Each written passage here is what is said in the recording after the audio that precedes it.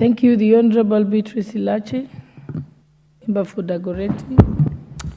Thank you, Mr. Speaker. Mr. Speaker, I also rise to appreciate Honorable Raider, but also to thank her for bringing in this motion, Mr. Speaker.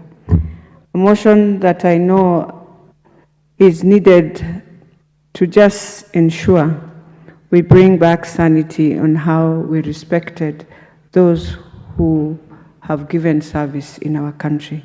And Mr. Speaker, even as we continue eulogizing our CDF and all the other military leaders who have led us in different countries, especially those who have fallen in Somalia, imagining their wives, their children. And I can see, yes, the request is to see how the Ministry of Roads and Transport and Airlines can establish priority boarding protocols for the Kenya Defense and the Kenya Special Forces. But also we need to look even beyond that, Mr. Speaker, because after that, your father has passed on fighting for your country, flying that flag. What else can you give this child?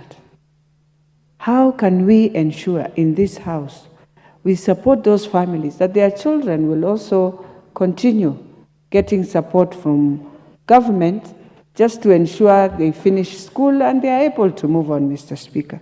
So even as I support this, Mr. Speaker, this morning, I want to really emphasize that there is need. In America, there is nobody who is as special as a person who has defended their country, Mr. Speaker.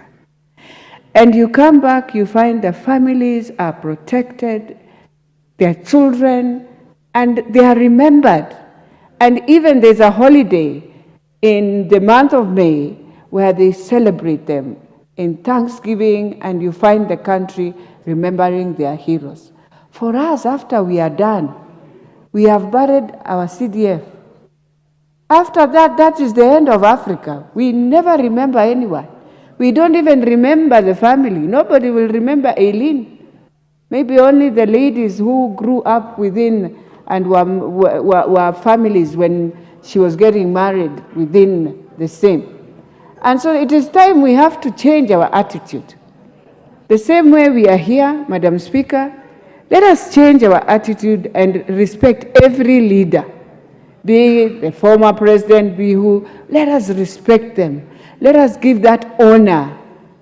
And especially when a soldier has fallen in war, it is even worse.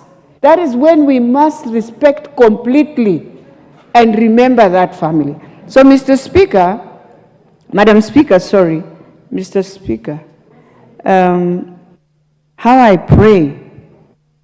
You know, yesterday when I was eulogizing CDF Ogolla'S, and for some of us who we had an opportunity to really have the side of a CDF and the side of a normal person. I mean, I said yesterday, how I wish we can understand that indeed there's something that happened that has never happened in our country. And you know, we are taking it for granted. And nobody even remembered at that time in Nigeria, 2 years ago, we had